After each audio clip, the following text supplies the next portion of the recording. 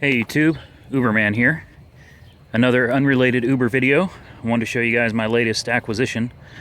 I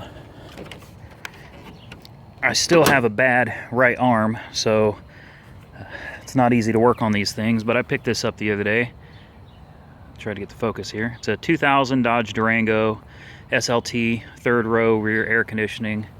It's pretty loaded. I did find out today it's got a 20-inch Giovanni rims. They're not in the greatest shape. They're a little dull, probably could use some polishing. Some minor dings and dents is to be expected from an older car, but I got it for $1,000. It didn't run. Got the battery disconnected, so I wish this Focus would stay. Yeah, it's not the greatest looking truck, but it's really not in that bad a shape. I got a lot of cleaning to do. All the rear air and everything works. Let's see if we can get the back seat to go. There's the third row seating back there. I know you can't really see it, but it's hard to use this hand when it's numb. I ended up washing it, cleaning the tires and stuff today. And I tell you what, my right arm just doesn't work. I mean, I've lost a lot of strength in it.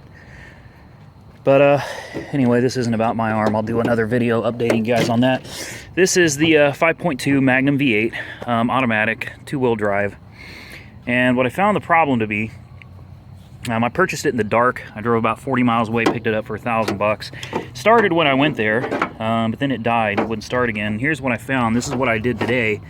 Let me tell you something. This is not easy to do. Crimping and butt splicing wires with a bad hand. I know this isn't the best way to do it. I really wanted to solder. I'm very professional with the way I do things, especially when it comes to electronics. Typically I would have soldered these and I would have used heat shrink on each individual wire, but my right arm is just not going to allow me to do that, and I don't have anybody that can help me.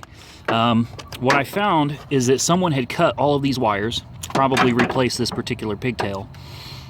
All the wires match up, all the colors match, so there's no issues there. All the wires have connections, and it plugs into the ECM just fine.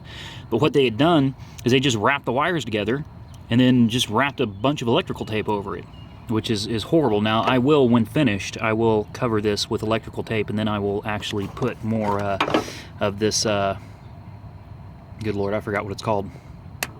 Well, somebody can comment and remind me. You can get it from AutoZone, just about anywhere sells it. I'll make this nice and neat again. But here's the deal, guys. I redid it, plugged it in, started right up, man. Runs great. Thing really does. Runs absolutely great.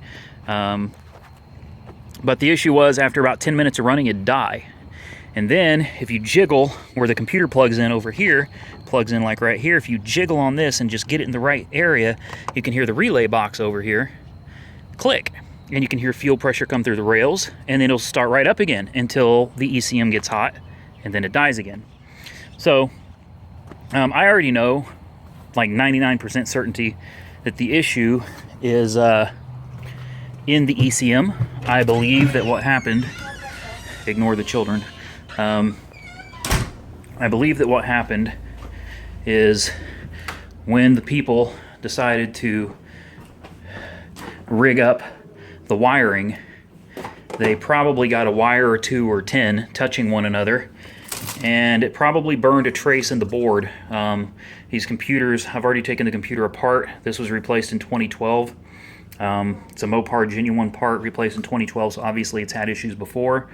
What I believe, and right here is where the plug-in that's causing me the issue is, took the computer apart, and as I figured there would be, it's full of this gel, basically for electronic components that are going to be left in areas that are sensitive to heat and moisture and things. They fill this with a gel that protects the electronics. There's no way to get to it.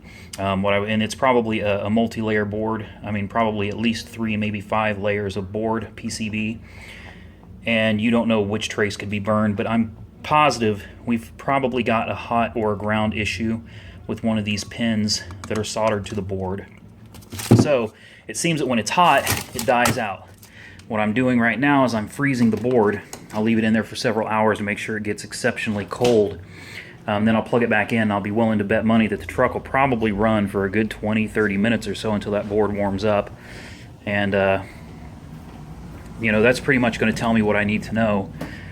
So what I found is a wonderful little deal here on eBay, a company called All Computer Resources Incorporated.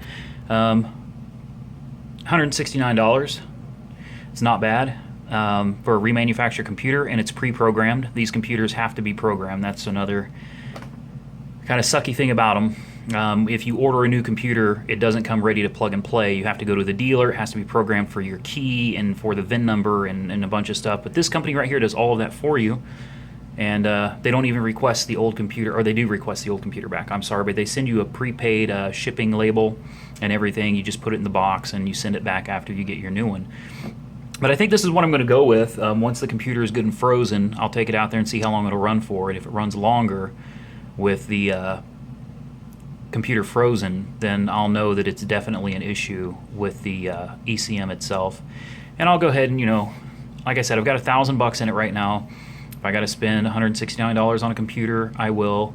I believe the truck should easily be worth, cleaned up. You know, once I get it nice and clean, I should be able to get $2,000 at least. I mean, bottom dollar $2,000, maybe somewhere between $22,000 and $25,000. But anyway, just want to let you guys know, yeah, my arm's still pretty screwed up and not really much I can do about it. I'll make a separate video on what's going on right now with the doctors and everything. But I just wanted to give you an update video of what I'm doing, you know, in my spare time to make some money while I'm not Ubering at the moment. As always, guys, thanks for watching. I really appreciate all of you. Like, comment, subscribe. Be safe out there, and Uber on.